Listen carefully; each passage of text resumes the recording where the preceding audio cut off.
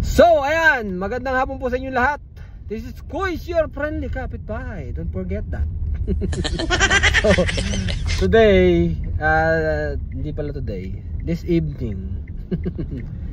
This evening, kukunin na yung Mirage na pinost natin last time. Naalala nyo siniyay natin sa San Ildefonso? Naalala nyo po yun? Yung siniyay natin sa San Ildefonso, Bulacan? So, kukunin na siya. So, dyan lang kayo. So, eto, yung unit na kukunin sa atin ngayong gabi, no? Bagong pintura, bagong gulong, bagong check-up. Yan, no? O, yun sa makinis. Medyo madilim lang.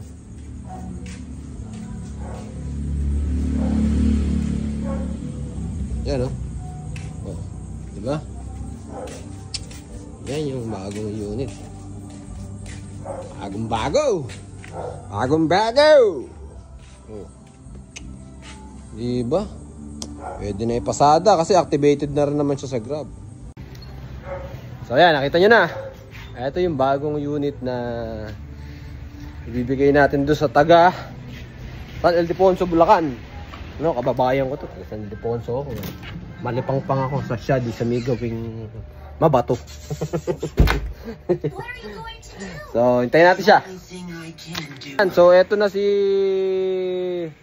kaibigang Richard. Kukunin niya na yung yung Mirage. Ayan, oh.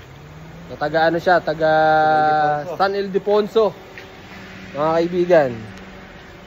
So, nakapustura-pustura pa siya. Yan ang gusto ko yun. Kaya kasi isang SM to. Nag-SM kayo? Okay.